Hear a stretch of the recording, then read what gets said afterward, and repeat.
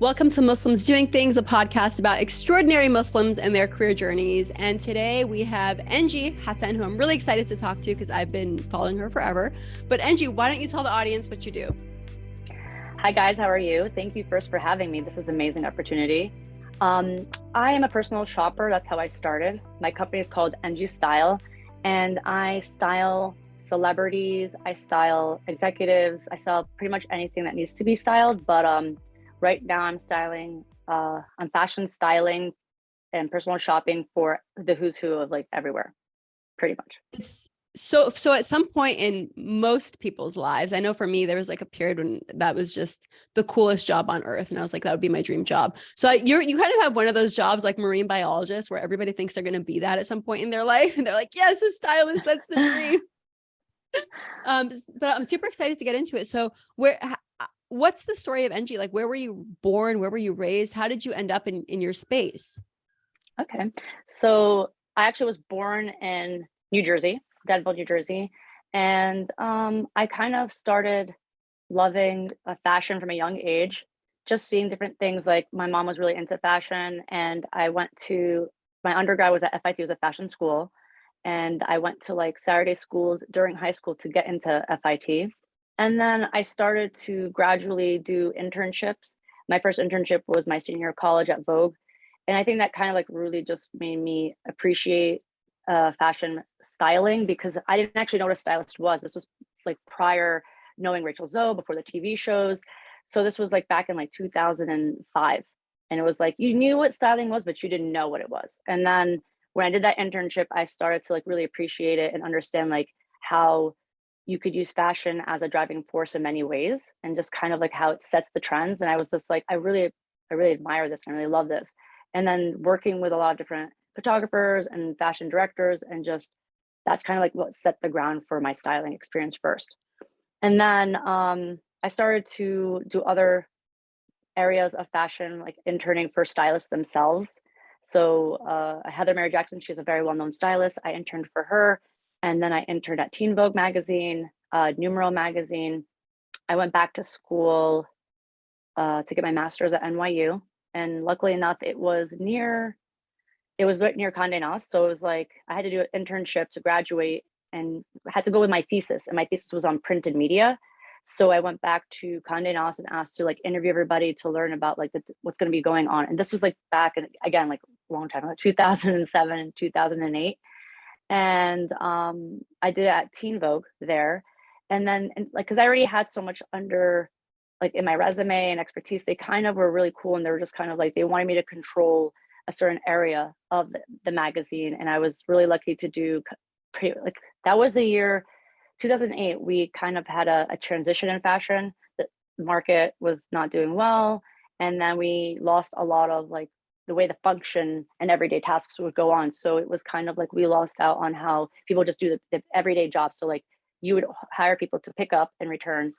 So we had to figure out a new system because the budgets got cut by half. So I came up with a system for that. And then I studied in Paris, and I worked at French Vogue for a whole summer. And then I kind of decided that I wanted to go on my own. And then the economy crashed.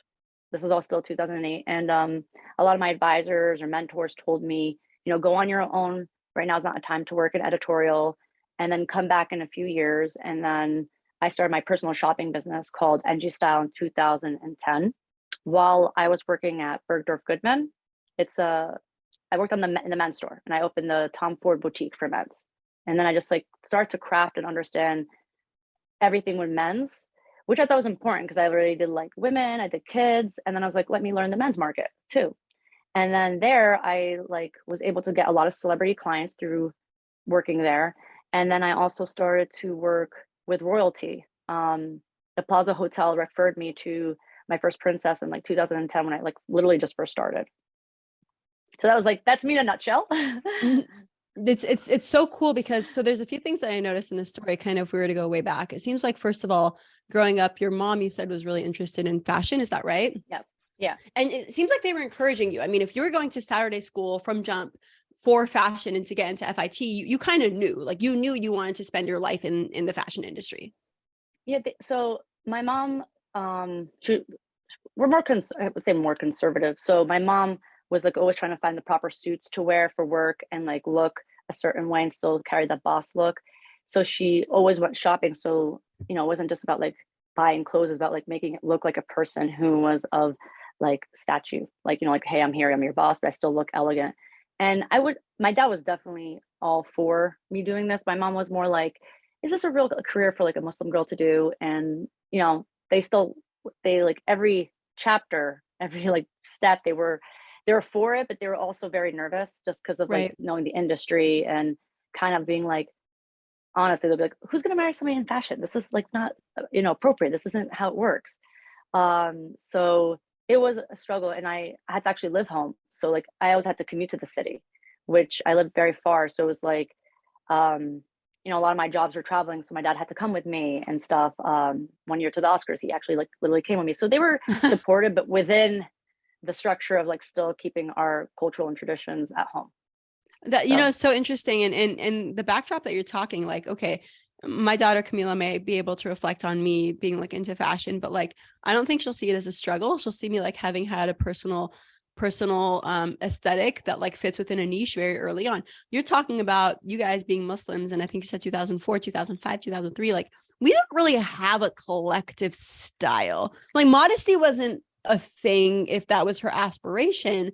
And especially in like the workplace, like, you know, you looked hot in like a skirt suit or whatever, you know? yeah, But I don't know that it was necessarily more expanded than that. And so you were kind of looking at her challenges and maybe didn't even realize how much it would develop at the time. But like, did that play a role in terms of seeing the need for like just what wasn't there?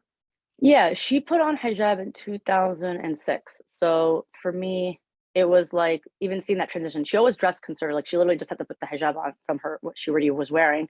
But it was kind of like it was it was kind of like for me seeing how hard it was to find things that like didn't that still made you feel feminine. It still made you feel Right. strong and the right colors and the silhouettes that were like, you know, chic and appropriate. I actually wanted to be a designer first. That's why I went to FIT. Mm, And I wanted to be a buyer and then like hopefully develop, which we'll get to. I did develop like a conservative line evening wear. And then it was kind of like just for me, it was like I wanted to do that. I want to be like help women dress great, like look confident, feel good, feel confident, and then just show that you could still look so beautiful and dress modest. You know, sometimes I don't like the word modest because people like in their minds always think it just can only be for a Muslim, but I feel like it's just across the board. Like I feel like it's important when you're, you know, you dress the way you feel comfortable and confident in, but you also you know are dressed in a way that works with where you're going and feel like you're if you want to like cover yourself, you can, you know what I'm saying? You don't have to like show yeah. yourself No, away. you're giving option, you're giving breadth. Cause like there definitely was a time, at least in our lifetimes, when like, you know, women succeeded in the workforce by like typically, and honestly, it's probably the case now in many places by like using their looks as a big part of it. Right. And it's Yeah. like, okay, like that's fine. If that works for women, that's fine. But as women who doesn't make that choice, what are my options? And it's like kind of just creating that agency and that choice to pick a path in terms of how we want to present ourselves. Yeah, 100%.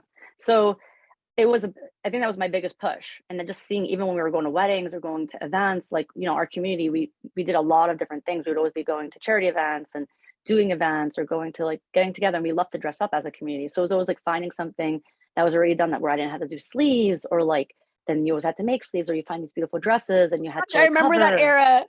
I Sewing was like, sleeves on things. There was literally an era just based around that. Oh my god. literally. And then buying two dresses to have extra fabric. It was a Yeah. whole thing. Or if it had a shawl, you'd like cut the shawl, or you'd find some like fabric from downtown and put satin Exactly. sleeves on it. Oh my gosh, we were such a mess. We were like, at least I was a mess because I didn't have the technical skills to turn it into something beautiful. It was just a mess. You'd But be surprised. It anyway, probably looked beautiful when you did it. It probably did. I Because mean, like when I look back, I'm like, I used to be like, oh, I feel so weird. Like some dresses I'd wear and I'm just like a shirt under it, but you would think it didn't look good. And then I look back, I'm like, that's actually really chic. Like, you know, it was yeah. the right, like the line set. So like, I think we were harder on ourselves than we think we are. Just like, you know, just I mean, it's a culturally, there wasn't a place, right? Like you're typically harder on 100%. yourself when if you think you look silly, and like I thought I looked silly, and it's funny because I actually distinctly remember I used to play soccer as a kid. I'd wear like leggings or pants under my shorts, and I felt dumb. And now they're like all these professional and awesome boxers that have like really modified how to like Yeah. use hijab and kind of in their sport, and they like look cool. And I was like, man, like it Yeah. was just psychological. It's effectively the same thing. They're You were literally a doing the same trailblazer. thing. We're trailblazers. You were a trailblazer. For Yeah, I field just hockey, like I felt had to dumb. wear, yeah. I mean, I did too. I used to get like more insecure. Like I didn't do field hockey because I didn't want to wear the leggings under the skirt. And then when I did Right. track, I had to wear it, but I loved track. And then there was a year that I was just kind of like, people always ask, and I just, I was just like, didn't always want to have to go through the motion, and I always had to. So it was just kind of like, unfortunately, it was tough, but now I feel like there's so many more avenues for like Oh the yeah. next Oh yeah. generations. Like they're so And, lucky. and that's why I was really excited to talk to you, because I feel like you, as you've noted, the space of fashion is a place where I think we're starting to see, at least from my vantage point, we're starting to see more Muslims. Like there certainly are Muslim designers. There are tons of Muslim content creators, influencers, and models. But like the angle that you're coming from in terms of a tastemaker is different, right? Like, so, Yeah. so to kind of go back to fashion school, you're in fashion school, you want to be a designer, you want to be a buyer. What was the first step that you took in fashion school as you started thinking towards those two options? Like, and fashion's especially interesting because there's literally no template. Like everybody I've met in fashion just has totally different ways of getting to where they got. So I was so lucky to have, like, my dad was like my biggest cheerleader, and he was like, everywhere he would meet somebody or he'd know somebody in fashion, he's like, my daughter wants to be a designer. Can you talk to her? Can you mentor her? So he actually, within his work, met one of the employees' mother worked for Victoria's Secret. She was a designer, and she mentored. She used to work for Oscar de la Renta before that, and she said, if you want to be a buyer or a designer, and she was literally telling me what the path is. It was even more than what the teachers would tell me. The teachers are always just being Wow. like, forcing you to kind of be like a fashion merchandising and management, and that's actually like one of my degrees. They're just like, you can't, like, there was like, they really would be like, being a designer, really, like, you want to do that, like, why? And I was like, because I want to, like, it's like, Huh. and I knew there was a market for what I wanted to do. I kind of knew also, just from reading a lot and from reading the histories of designers, like there's always the stepping stone. So like you work for a designer first, you learn a lot under that designer. Hopefully you either branch under them and build a capsule collection under it, and then either you go on your own, or you might be that amazing that they keep it like that. And during those years, we saw like how Tom Ford was working for Gucci, and he was one of the first designers that it was like Gucci by Tom Ford. So I was always like, that's going to be me, like Ralph Lauren by Engie Hassan. Like, I'm going to make the conservative collection. It's going to be. So there was some of that, but it was like a lot of research, a lot of mentorship, and yeah. And then I like got my resume, my portfolio ready, and like I was actually, how I ran into the people from Vogue was, I was at this center printing the portfolio, and I ran into one of the editors, and she was I just came back from Egypt. So like I had all these cool new jewelry pieces, and she was like, like, I love your jewelry. What what are you doing? I was like, I'm a student at FIT, and I'm getting my resume ready for my internship. And then she's like, oh, where do you want to intern? So I was like, Ralph Lauren. She's like, oh, why don't you intern at Vogue? And I was like, oh, no, thank you. And then she's like, you don't want to intern at Vogue? And I was like, oh, no, that's not the path. Like, I want to be a buyer. So I know, like, being a buyer, I have to go to work for Ralph Lauren. And then she's like, looking at me like, like cross, like, this girl, like, now I look back, I'm like, well, who was I to say this no to Vogue? But like, I just knew that wasn't, in my mind, it was like, why would I do editorial if that has nothing to do with what I want? And then she was like, no, this will open doors to everything. And if you want to be in fashion, you need to learn every section of fashion. And then I was like, okay, I'll be there. And she's like, you seem like you have a niche in accessories, or have a great eye in accessories. And then I got the interview, and I knew about styling a little bit because I read it. The woman that I was like friends with during school, her whole journey going to FIT was just to be a stylist. She wanted to be a fashion stylist. She brought up Rachel Zoe. I had no idea really who that was. You knew what styling was, but wasn't on that level. And then we like literally swapped lives. Like I became like the wannabe Rachel Zoe stylist, and now she's the buyer for Marc Jacobs at Saks Fifth Avenue for like the last 10 years. So it was like, that's like, it's like Nasib. It's fate. Yeah. So then Vogue really opened up my eyes to see like how you could still kind of have all those, you could still make a big impression in fashion and be a tastemaker, and hopefully encourage and push designers to open up to other markets. And that was like kind of like where I started. My goal was, like I was starting to see like, the silhouettes changing. I went to Dubai in 2005 and six. And then when I came back, I told them about the country a lot, and they didn't know about it yet. It wasn't like what it is today. And Yeah. yeah. And I was like, that's a market. I kept on like pushing it all the time. I think like, I mean, it to me doesn't, I can't believe how long it took for everyone to like kind of wake up, to be honest, to see this market that is one of the, you know, gross wise, one of the top markets, but also just like how it blossoms, and like it just for me was like really funny how they didn't even care to like look into it as much, you know what I mean? And I brought it Yeah, up I mean, again the, 5 the years lens later. was very Western back then. Like things have shifted a lot, but the lens was very Western. Like people didn't consider even the Muslim market, like Muslim females, like the Eastern market, as 100%. something to take serious, right? And take seriously, even like want to like even do more research. So like when in Paris, I did a whole thing. One of my certificates was ethnographic research, and the whole point was the study of market. In fact, like I picked fashion, the study of market, and really learn about that. So it was like Westernized versus the French market, but it was like, you know, when I was getting my master's and I was back at Vogue, well, Teen Vogue, but I went to Vogue and told them, you guys should like study the market of the Middle East, the Gulf, and it was just kind of like over the head.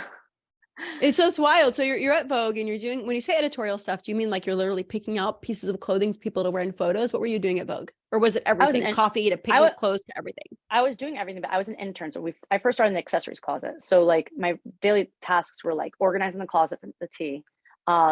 Yes, getting coffee for people.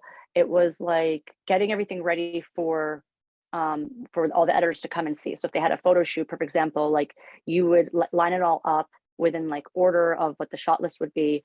When models would come, you would help fit them. You would stand there. As I like stayed longer, because extended my internship even after I graduated, then I got to sit sometimes in meetings. I was Anna Winter's assistant for a couple of weeks. And it was just kind of like pretty much interning, doing everything, like dropping off jewelry, um, being like, you know, an usher for the Met Gala, like just like any single thing that they need someone to do. I was always like, you know, I was doing weekends because I was just like, I'll do anything it takes to like learn more, learn more. But you're on set, you do returns all day. Literally picking up gifts for editors, like literally everything you think from Devil Wears Prada times two. Like we did everything.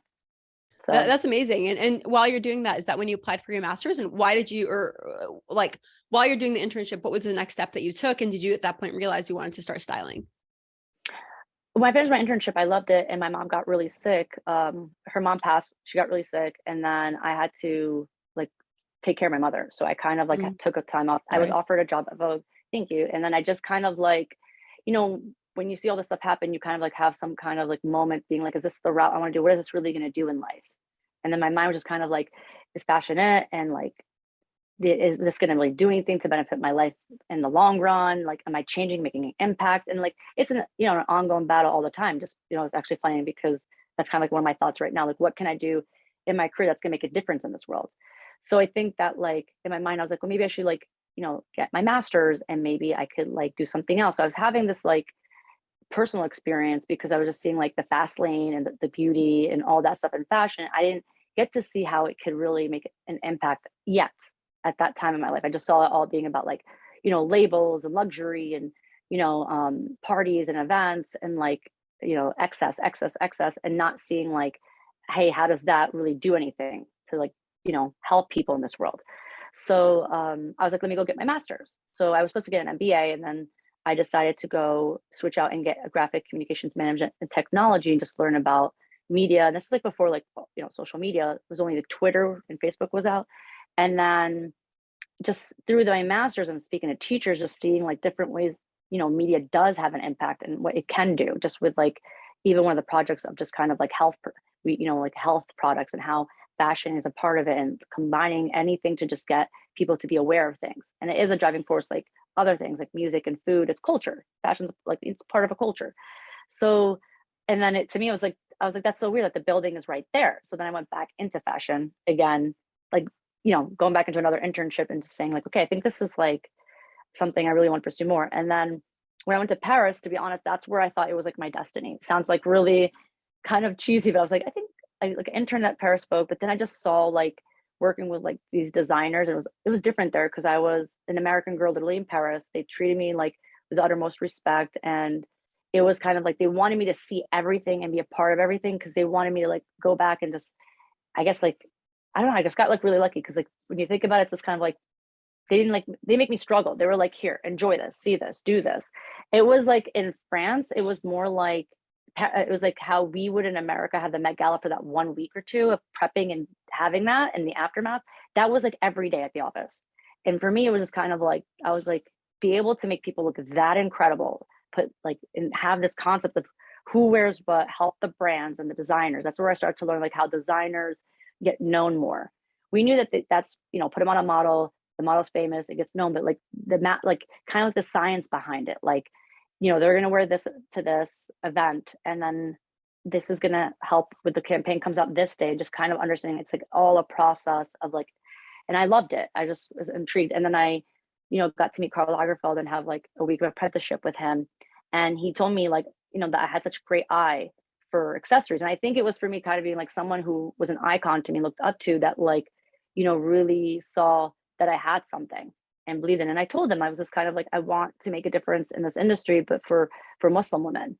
And I think it was kind of like, you know, when you talk to people and they hear it, I felt, and like they, you know, I would say like I was more leaning towards even me wanting to wear hijab at that time when my mom did it. And it was like, you know, communicating that to people who you would think like would look at you and not, like, I don't want to say respect it, but I thought that would be like kind of like my test being like, are they going to be supportive or not? They literally gave me a box of hijabs, like any designer, like, and we're so Wow. support.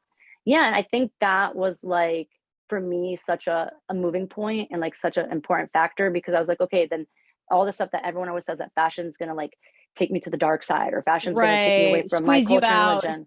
Yeah. And it was like, for me, that was so important. And I remember I came home, I showed my mom, because my mom was still like, what is this going to do for you? Like, you're a Muslima. I would come home and be like, they gave me a box of hijabs, mama, they're Chanel. Do you understand? They love me. I was like, mom, they're so supportive. And then like, you know, when you're young and you're like, you know, it's so different, because it's like, there wasn't a lot of people that were Muslim in my career, like in the space that I never like really ran into other Muslims trying to be a part of this. So for me, it was like anything that like would grasp of like being like, okay, this is still like acceptable.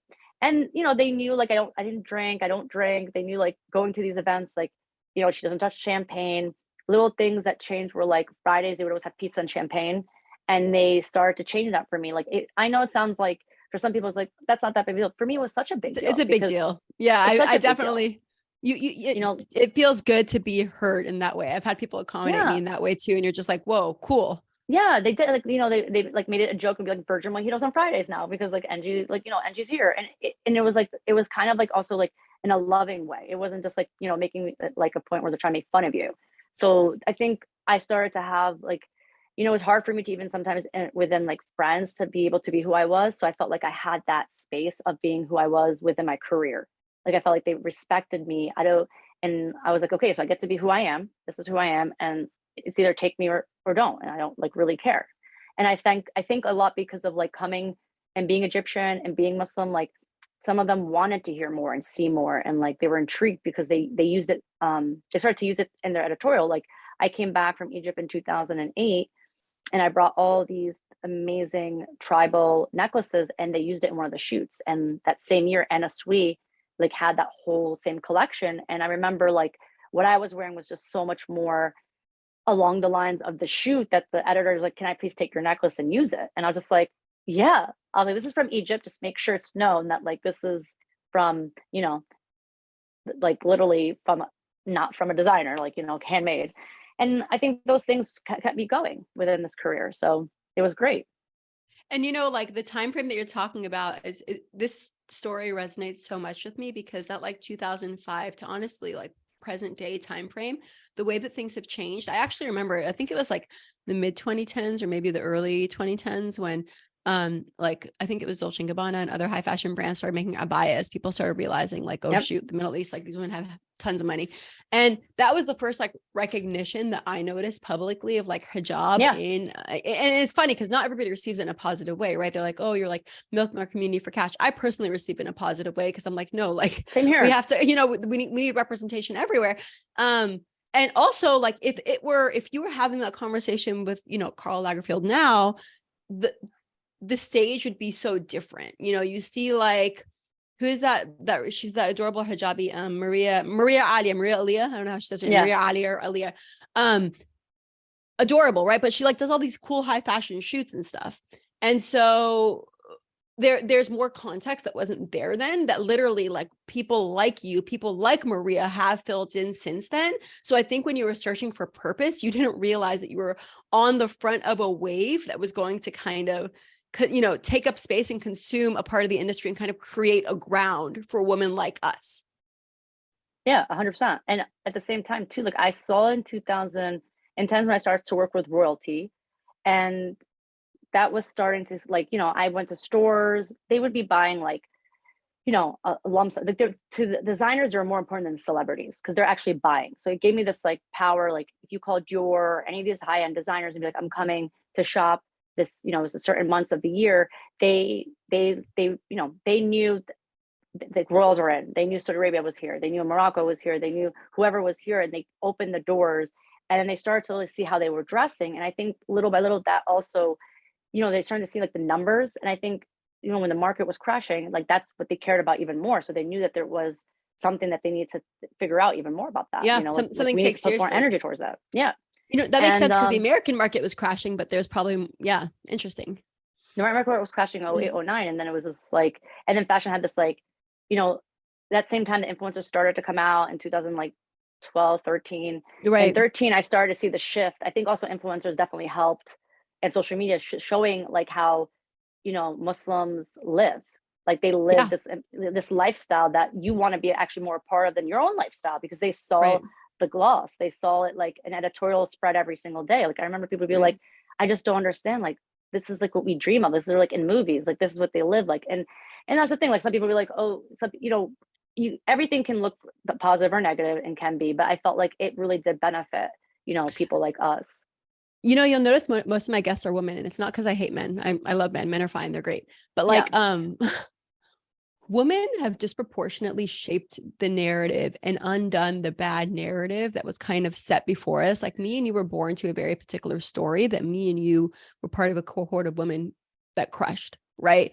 And like, sometimes you find men who have just like done a really good job helping like add to that story, but there's been like a disproportionate amount of work for these individuals like me, like you, who like didn't, get together in a line and say like, okay, we're just gonna have to rewrite this because it's a mess. But we all kind of just like did our own things in our own way. And like, that's literally the story arc of like most of my podcast, which is like really cool. But anyway, so economy crashes, you're at Vogue, you're like, this is a great time to become my own boss. And by this point, are you sure you want to be a stylist, or do you want to be your own boss to do something else? So 2010, I kind of still was working at Bergdorf. I stayed there for 3 years because I needed to build my career. So as a buyer, you said? No, I worked at Tom Ford just as like a stylist, like a person, when you come here, like a sales associate pretty much. So, and is that your first like focus job? Because before that you were doing like intern stuff and editorials and yada, yada, yada. Is this your first, like, okay, I'm picking a pillar? Yeah. I had to take a full-time job. My mom was pretty much like, you want to take this route? Good luck. Here you go. So I had to get a real job, build that portfolio in styling. And like I was trying to I did a collection. So I needed money. I needed like lots of money to like actually be able to do it. Plus I knew like if I worked at Bergdorf, maybe they'll sell my collection. And that's the truth. Like you have to be within the game and stay focused. And like, you're already going to go to all these meetings in the city and meet people. So I'm like, let me work somewhere. So I picked the top, boutique, I thought, in New York City. And then I wanted the niche market of men. And there I got to work with like a lot of different celebrities, Miranda Kerr, like Kanye West. And they stayed to be Lady Gaga. And I personally shopped for them, like within the store and then getting out of the store. Plus starting as a personal shopper, you had to have like, good credit, but you had to have a certain open, to like these stores to be able to take out that much clothing, because you're going to these people's homes and hotels. You're not like, you're buying like $200,000-$300,000 of clothing. Wait. So you hold on. Go ahead. I think I don't understand the job. Tell me what the job is like. Like explain it to me. A day in the life of, you wake up in the morning and Lady Gaga calls. Like, how does this work? So with that with them, it's like they came to the store and I was there in my area. I was like, do you need help with, we'll just do Kanye, because that one it's very easy to talk about. It was a very long run. So everyone else was trying to like just sell him whatever. I was also the only girl pretty much working there, besides like two other women who were in their 50s. So I think, and how do they choose you? Does he choose you, or are you like, he came up? Okay. No, I didn't. I just stayed. So Tom Ford's it just came out, it was a very niche market. A lot of, executives. I was just trying to really only sell Tom Ford, but he's going to be buying every single thing. But I think when I saw them doing that, and I was like, I just like, he asked me, what do you think of like some jacket he wanted to buy? And this was on a different floor and I was just up there. And I was like, that doesn't work for you. And then I was like, what are you trying to look like? What are you trying to be? And this was just right after his Taylor Swift fiasco. And then he, he communicated some things, and he was saying that like, I want to be known as an icon. I want to be known good. I always get made fun of, in Us Weekly, I want to be like how P. Diddy is. And, I gave him my personal advice, and I was like, look, they make fun of Gwen Stefani in Us Weekly. Like, she's an icon. It doesn't really matter. You need to just stick to your own lane and like show it in a creative way. Like, all you need is to be who you are, and and brand yourself. And then, as long as you're Anna Wintour, like around you, that's all that matters. Like her opinion and the Vogues and the W's. And then it was like, we started to shop and get things, and it was really actually a great experience. And so pretty much when it comes to like these people, these celebrities that were there, sometimes they're coming there. So then you go throughout the whole store and get the room ready. But then it started to become like there wasn't enough in the store. And then I started to be working outside with them. So I would take still stuff from the store, and you would take it out like as a memo. And then I would go and shop at all other stores with my team. And then we would go somewhere, like take a hotel room or there's place or a studio. And then we would have racks and racks and racks of clothes, and tables and tables of shoes. And then we would start putting some ideas and looks together. And then they would shop through it. Or sometimes like I literally put the looks together and take pictures, and then they would like approve it, and we would just pack it, they take it, and the rest would get returned. And so there's an understanding. You walk into Bergdorf's, you walk into Dior, you're like, I'm going to take, you were mentioning $300,000 worth of clothes. And like, I'm probably going to return 150,000 of this, maybe all 300,000, but like, yeah. I'm a stylist, and how do you have that trust? Is it a contract? Like you just put it on your card and return it? So pretty much we try to do memos. So it's like held on the card, but not like transactioned out. So I have to go to all these stores as part of my business plan. I went and introduced myself, and also I was like very young in the game. So like in their mind, it's like, who do you have to prove who you are? Like, but when the princess came, it was like, she was very well known. Her husband actually was my first client, Prince Waleed Talal. And, they know who he is in New York City. So am I allowed to ask if it's Amira? Yeah. What's her name? She's very well dressed. I actually saw her at an event in like 2012, and she was very well dressed. I wonder if you styled her. At Harvard. It was at Harvard, right? No, I did see her at Harvard, but I also saw her at the Clinton Global Initiative. That was me, and she was wearing Armani in blue. Yeah. Oh my God. I just heard so like 2015, and then that's wild. Yeah, and then they got divorced, and then they set up the whole new team. So, but we're still in good. Like we still talk and text and everything. She's a great person. Yeah. So she was my first princess, but I had him right before her, and so the stores have to build this trust. But yeah, it's pretty much like, it's kind of like two crazy points, because the stores are trusting you, but then like you sometimes are like leaving it in the hotel, like God forbid. So like what if it disappears? Like you have 300,000 bucks you're on the hook for? And we'll get to that and what happened. So, you're supposed to like kind of wrap it out and take it with you, or have like another room. Some people, there's no time in how you tell a princess, no, I'm not keeping here, I don't trust you. Like, there's a lot of conversation, or like to a celebrity, no, we're taking, I can't. And there's ways of saying it, not, that bluntly. But yeah, so pretty much the stores. So some stores would come with the stuff and bring one person with them. So like when it came to diamonds, I personally asked them like, hey, can you come with your like Harry Winston or Cartier or Wimpy? They would bring their and they'd stuff. Send a person.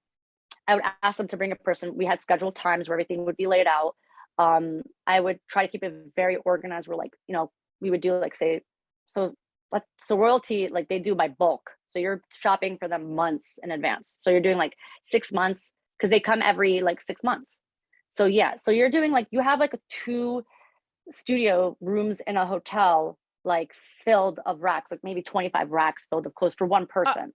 Are you able to answer the question, like not for them in specific, but for that genre person, like what's the budget? Is budget irrelevant, or are they like, you have X to spend? There's always a budget. And that's the thing, like, I work with their accountant or a manager ahead of time. Of course, everybody has a budget. The budgets, even if you think the budgets are like, that's crazy, how do you go over a budget like that? But when you think about it, like they have gifts. Like I remember, the princess was going to President Carter's event and giving him a house gift. There's still a budget. Like they can't just like spend whatever. And right. And you are accountable for the house gift. They're like, hey, Engie, figure out his house gift. Like that's within your services. Yeah. So they're like, you are like my taste. Like you are my taste for how I present myself to people visually, for how I like. Yeah. it became even more. It was like it became real estate. And I'm like, what? I don't even know about real estate. Oh, I'm not a princess, but I'm glad we're having this conversation. Anyways, go ahead. Yeah, I was like, real estate in New York. So I'll be like, Google, like, what's the most expensive real estate in New York that everybody wants to know? But Okay, so you're going yeah, back to talking about how you have a budget, you have 6 months you're planning for, you're bringing people in, tons of diamonds, and then yeah, what? so or some designers too, like Roberto Cavalli used to always bring like 2 associates to help me and assist, and we would do like different design, but like you just have to keep things very organized. I knew what the budget was, so I would, after like everything was approved, I would have to edit out from what was approved, meaning what they would say that they liked, and then even if they're like, well, where'd that one shoe go? And you'd be like, they're not gonna remember one shoe out of 100. They will, and I'll be like, I can't say like you went over budget. I'll just be like, I just feel like these are the ones we need right Huh. now. And it's happened before. I remember like we were like, I have to keep those numbers. It's like a whole thing. And I remember like we were shopping and then we were going to like, well, and I stopped going to the stores. I used to go to the stores. But what happens is like Chanel will show like the most expensive bags only. Like I'll give Right. them a heads up. I'm like, hey, I'm bringing a client and they're VIP. And they kind of know how that works. And then, I told them like what I was looking for from the lookbook. And then they only were showing the other ones. And, I walked in and I was like, okay, we're leaving here. And then she's like, oh, we're leaving? I'm like, we're leaving. And then I called the manager, store owner, and I was like, you could bring these looks that I asked you for only to the hotel, and we will never come to your store again. Because I was like, I made Wow. it very, you're just showing her like random $100,000 bags that I asked you not to. And she was at that point too, not wearing animal skin or like crocodile or anything anymore. So like you didn't respect, my client. She's just, and I take And it then you personal end up because like wasting time. And I'd imagine time, like outside of money, time time is with these people is the most valuable thing you can also take from for them. them, they get annoyed, but also I felt like it was kind of like disrespectful to my client. Like, Right, what do you right, think? right, She's right, just a right. price tag? This She requires so much executive function. My mind is like blown by all the different pieces. People are like, oh, a stylist, how fun, how cool, you make people look pretty. And you're like, no, yeah. honey, like I'm looking at like literally budgets and seasons and Yeah, veganism and like modesty and then everything. size. Like you probably are accountable for getting it tailored once everything is said and done too. Roberto Cavalli comes and you're like, okay, make it fit her body. Yeah, we have to get always a tailor. We had a tailor within my company, and she's like still comes for big projects. Like, just you have to have that team that just sticks because it's always Always there. emergencies. I Yeah. remember one time she called me and she's like, I'm landing. She was supposed to come a week later. I'm landing. I have to go to an event and I need a dress. And it's like you think it's like, Angie, come on, it's unlimited, but you have to like make sure a celebrity didn't just wear it.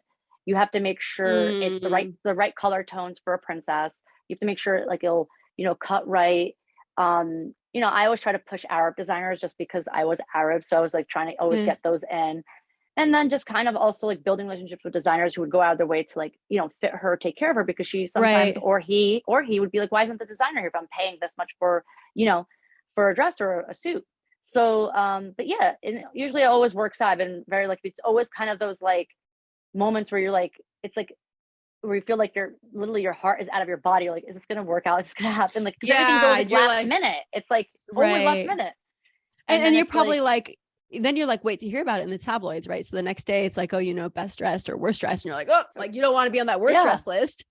no, never. You never want to. And sometimes it can make someone's career. Like I did a gentleman for the Tony Awards and he was nominated and he didn't win that year for Best Actor, but he looked so divine that like he literally was in every single next day press for one of the best dressed. And I remember he called me saying like, it just made him feel so great because he still was part of the post of the award show.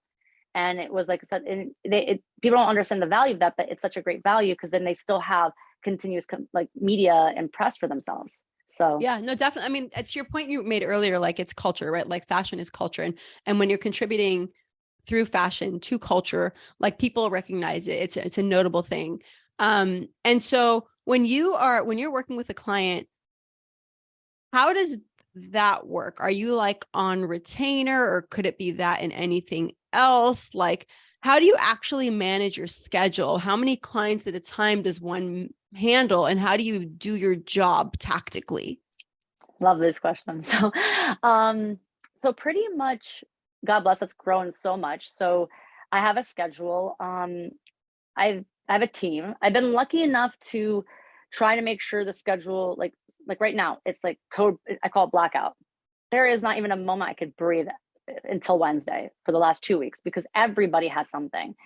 And I just like what I try to do is like I always ask my clients, and they usually tell me ahead of time what they have as their, like right now, I already know what people's things are going on in March sometimes, you know? So I already start to prep it earlier, have the fittings as earlier so no one is overlapped. That's one big thing. And then it's just kind of like just making sure the schedule just stays really to the point. And like the good thing is most of my clients, because they're executives or well, some of them are musicians and some of them are activists, I've been very lucky where like they sometimes want me with them, but it's not like it's forced. Like once you start saying like when somebody wants you with them on the red carpets all the time, like sometimes they want me there, but it's not forced. That's where like it starts to cause a little bit of a problem because it's kind of like, like the other day I was in DC and then tomorrow I'm supposed to be in California. It just gets to be a little overwhelming. There's for there's myself. only one of you. Yeah, there's only one of Yeah. you, and you're like, And even if it's different. and even if you have like a lead, like your first, which is like your right hand stylist, they still want you there. They still Yeah. want Yeah. like They want you. to You're have the one face with with it. the eye. Yeah. You're the one. So, okay. What Yeah. does a team look like? You mentioned a tailor, you mentioned a first, you mentioned you. What So does the yeah. actual team look like? So a team for me. So when I have big jobs, it's me, and then I have my tailor Amanda, who was one of my first interns and worked with me for 7 years, and then she went on her own, but she comes and make projects. And then I have another assistant who works with me on big projects, also Daphne. And then I'll have somebody who is like a runner, which means that they pick up and return. And then yeah, that's pretty much the team. If it's like Um, or just me and that one other person. that's really, it's so fascinating to hear about this because like it's effectively, so your taste is the most important thing, right? She's like the main character, but then there's so much project management required behind the Yeah. scenes to kind of accomplish this. Have you ever had it where you have picked things and people have worn them not in the way that you designed and they've just gotten destroyed? Like how did things go wrong for you? So sometimes so I've learned I used to get really personal and I'll be like, no, you can't wear it with stockings. It just doesn't work that way. Or no, that shirt has to be completely closed. You can't show cleavage. Like it's not even about like because I don't want them to show cleavage, but it's because like that's just not It's where the you're vibe. going. It's the vibe. Yeah, Yeah. like you're going to The like an vision. executive. Yeah, like this isn't, and then you also feel like, my name's on this, so it's gonna make me look like I dressed you that way, which, happens. And I remember one time I was dressing somebody and she's more on the conservative level. And I remember like my inbox got like flooded because they were like, I can't believe you dressed her like that. And that's so inappropriate. And she's, wears hijab and how could you? And I was like, in my mind, I was like, and you can't even say anything. You'd be like, that's not me. I didn't do it. Like, it was like the designer who customized it, like, and, was already approved by them. And I was trying to maneuver, but like, designers sometimes or whoever's the boss, the managers can overwrite you. So it is what it is. I've had sometimes where I think the only thing ever I can remember, but it worked for that kind of like was scary was one time. So like if they're wearing two looks in one day, but you have it like in a garment bag, it's written first look, where they're wearing, like, and then the other one's like second look while you're performing. And then for some reason they'll wear the wrong 1%, like, Oof. and I remember this was like the craziest thing because I get a call and I'm telling you, this was like, it was for a Vogue event with one of my clients. And he was like, I'm wearing the wrong suit. I'm like, what? He's like, I'm wearing the wrong outfit. And I'm like, okay, where is the second look? So he's like, I left it, and which is all good. I literally was probably in reality, it would never happen. Like they're downtown. I'm already downtown, but to go all the way uptown to come back, it was never going to happen, in my mind, like ever. So I went and I was like, okay, I'll figure this out. And I went and got it. And then I called ahead of time where the event was. I was like, I need like a green room or a space for him to change. I made a mistake and I'm changing the style for the day. And then they're like, no, we don't have space like that. Or you can go in a dishwasher room. And I'm like, that, in my mind, I'm like, he's gonna sweat. So then I called like the next door place that like the rest of the place was being held, the venue, and asked them if they could do it for me. And, they set it up while I came down, got him, it changed. And it was kind of amazing because I actually got to go to the event then. And then I, got to communicate with Mana Winter a lot. And she was like, she really appreciated the way he was been dressed because she loves how when men's fashion's really like colorful and, just has personality. And she was like, oh, so you're, Joshua's stylist. And it was like, kind of like for me, the approval. Like she was like, he's been looking really great. Like, Yeah. you felt really good. And I'm like, You were her sitting at the bar. intern. Yeah. I was like, I didn't even know what to say. I'm gonna be like, yeah, well, you taught me, but I was like sitting there. And then I remember it was amazing to me because I try not to like, force myself to go to these inside events. Like, if I'm at the red carpet part, I know like I stay there, let them do their thing. And my clients are so amazing. They always want me to come and like, interact with people and meet people. And so I'm just staying at the bar and she was like, oh, why don't you come sit with us? And then I'm like, oh no, it's okay. I can stay here. She's like, don't be silly. You can't stay at a bar. And she's like, you look like you were ready for this event, quote unquote. And I was just like, I was like so happy. The validation. And I went to her, wanted me. She wanted me to stay there. So The I was guest like, of Anna's. oh my God. And then like she got me to sit at a great table. And I was just like, wow, this is amazing. Like, and at that event, it was it was great because it was for mental health. And this was like years ago, 2000, I want to say 18. And I remember I was so happy because I just saw how the community, like, but like, cause you're so in go, go, go, you don't really get to see or really hear the detail of like how they really help and how much how much money they're really raising, how much it's going, what's going on and how, and, I thought that was really that moment. I just saw like how many people cared about mental health and what they were doing, each different designer that was there and different editor and, those bigger conversations that like aren't shared in the pictures and in the media, but like amongst the colleagues, so it was great to see that like there are more things than just look, and I kind of already know that because I know like the Met Gala raises funds for the Metropolitan Museum, but it was just good to actually be in the room where you're hearing the words and seeing that. I know what you mean. Cause you're just like, I'm the same way. It's just go, go, go, go, go, go, go. And you don't stop to smell the roses. It's funny. I had a very long conversation with my co-founder. We were just kind of hanging out. I think yesterday I was in Boston and I was like, I don't know how to have fun in real time. Like I look at the past nostalgically and I look at the future, hopefully, but in real time, I'm just like, no time, just like focus and keep going. Like, I don't know how to just like, hey, I'm going to sit here and do nothing. And so, so we had like a little fun therapy session. He's like, yeah, I noticed that about you actually. Like whenever you're like, he recalled the time that we went to the movies, like the only time I went to the movies, me, him and his wife, and I apparently passed out. I just went to bed. He's like, that was supposed to be fun. I was like, I was like, yeah, that's right. I don't know how to have fun. And you're also a mom now. Well, you're a mom. I don't know how old your kids are, but like your mom. So like 4, 2 and 8 months. It's like freaking, it's mashallah above God all. bless But you. After mashallah, it's just wild. Like I always say, alhamdulillah, mashallah, I'm so blessed, but I'm always just like, I don't know how these women do it. Like I am sitting there and I'm just kind of like, and I try to say this to my husband. I was like, I'm a schedulized person. Within 15 minutes, everything is like scheduled. And that's how the day goes really well. Like scheduled. Okay, 8:45. So this time I'm doing this. Like I wake 6 o'clock. This is my time with my daughter from 6 to 7. Like, and every quarter it changes. Like even months, unfortunately, changes depending on my work. But then I get everything in. Like when people call me, they're just kind of like, "Hey, do you want to hang out today?" I'm like, "Yeah, that doesn't work like that. I can't. Like it doesn't. Like, I can't. I don't know how." Or like, come over here. But but you know what? Like 20 Wednesdays, I could tell you what I'm doing at 5 p.m. Like that works for me right now. Back to your point about kids. Like, so I have 3 kids. I have a job. It's very demanding. And I just like control. Right. And so at our offsite, we have our like quarterly retreats. We had our quarterly retreat in Boston yesterday. And we started the retreat off by asking like, what's the best thing that's happened personally in the last 90 days? And I was thinking about it and I started boxing recently, like started working out again, but I've been back to back. Oh my God, I love it. I've been back to back pregnant or pregnant adjacent or nursing for like 5 years. So any workout schedule is constantly disrupted. Right. And I was like, pretty much like, this is the second to last thing before I can reclaim the old me before I was having babies. Like I've claimed everything else. Working out on a regular cadence was the second to last thing. The last thing is like full control of my schedule. Like there's still like unpredictabilities now, people waking up and things happening. My kids just got over COVID. We were just like in a black hole for 10 days. All hell broke loose. But like, I know exactly what you mean. Cause those are kind of the moments that disrupt the flow. And we're constantly optimizing for predictability effectively. Like, oh my God. Every morning my stomach hurts at like 6 o'clock, 7 o'clock to see if the nanny is going to be late or call out. Like my stomach starts to like really have pain because then my whole day, like, like today, no, it's shot coming late.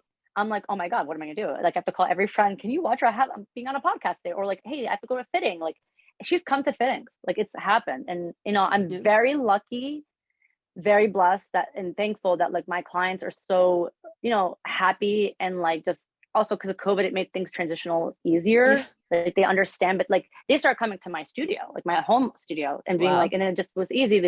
You put her like, in an area, and I'm watching her if the nanny calls out while I'm doing it, and it all works out, but it's a big thing. And I'm always like, how do these moms do this? Like, I just And don't get nobody it. talks about it. Nobody talks about it. Like, these are all the things that, like, on top of what we're doing on I'm a day here. to day, we're constantly managing.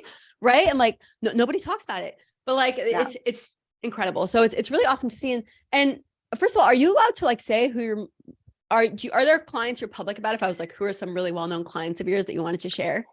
So most of them, like, I do post them, but some of them, like, I'm their personal shopper and stylist, but they don't want They to don't be want known people as to know. anyone. Yeah. They want to Yeah. be known as There's the some of those, visionary. You're a ghostwriter which for is their style.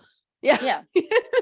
Yeah, literally, that's the best way to put it. But and it's fine. Like, for me, honestly, right now it's a great conversation to have because I'm in transition. I like just had this like epiphany a couple months ago, and I think it's because I'm turning 40 in like a year and a half, and I'm just like, what am I doing with all this? Like, I wanted to, like, I want people to feel good. I want to do something, but what's the next chapter? What can I do? And I just see all this stuff going on in the world, and I'm like, I can't just ignore it all, with things I believe in and care about. So now I'm just kind of all about like working with people who have a purpose, who, are doing something to change this world, or just they're doing more than just like they have to look fabulous on a red carpet. Like, for me, it's like really taking care of these people, and then hopefully like starting something with them, or just being a part of a movement and making a difference. Because again, fashion is like, it moves, it's culture. It can make a difference. It can Yeah. change Yeah. something. And recently, like, we did something like that for the Glamour Awards. Like, I had a client, she is a CEO, but she's also on the board for Glamour Women of the Year. And we, collectively came up with a concept to kind of discuss what's going on with Iran and have it like shown on her clothing so people could pay attention. And you'd be surprised, like, people just don't pay attention. Like, she was interviewed on the red carpet with the New York Times. And, they asked her, oh, really, this is going on? And I'm recording this, and I'm like, you work for the New York Times. Or like, my mind like literally left my body and came back. And the best part of it is, like, I was telling, my mom, and she was like, well, maybe she works for the style section. I'm like, Mama, even if you work for the style section, like, you should use Hopefully New read York the paper. Times. Yeah. You at least follow Like, their Twitter. Like, you should know. yeah, you You should should know. But know.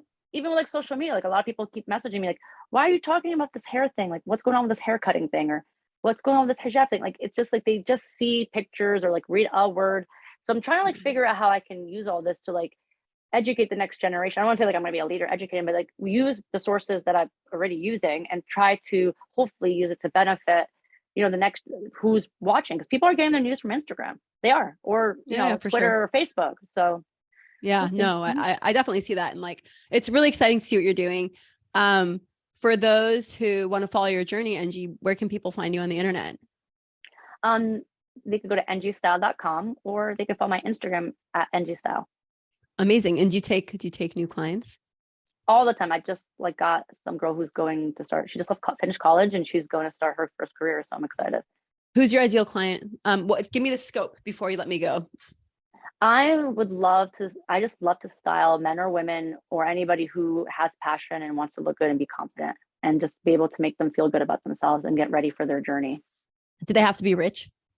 No, they don't. I've done high school kids going to prom. Oh, that's amazing. That's good to know. Yeah. So that's wonderful. And it's funny, I was just like thinking how recently, this is a total tangent because I was about to close, but it's a total tangent. I had to kind of refine my own style in the last few years. So like, I get it. And I could see why somebody would need help with that. I was like very, very cool. And then I started working with my co-founders, and only my co-founders, and they were a bunch of dudes, and we just all started dressing the same. And then I had a bunch of kids, and now I'm like, no, I need to be very cool again. So I've like kind of like gone through these shifts and these changes, and it would be so helpful. It would have been so helpful throughout the journey to have somebody be like, actually, you look good in that. Actually, that's your thing. Actually drop that. So I could see the value in it. And it's good to know that it's accessible for people, but also I would say pretty important in service for people who are kind of on the rise, and, how they present themselves is critical in terms of how they land the message they're delivering, whether it's in pop culture or, like you said, the executive table. And it's great to see women who understand diversity, who understand inclusivity doing it. This was awesome. I like loved every part of this conversation. I knew nothing about styling, and I know so much. It's just so fascinating to learn about this. So thank you so much, Engie. You're welcome. All right. Well, I guess I'll see you in New York someday. Yeah, I can't wait. And honestly, if you ever need with styling, the best thing for people to do if they don't want to get a stylist, you can start off by like doing a mood board and just kind of like pick things that you love and you see, and then just kind of also make sure you edit the closet and get basics first, and then see who you inspire to look like, and then, you know, do a drawing board. And you can Oh, I also love call that. me for a consultation or email us. We'll do a consultation board for people too. Amazing. Okay, guys, you heard it here first. Definitely go to Engie. Thank you so much. And it was awesome chatting. Thank you. Take care.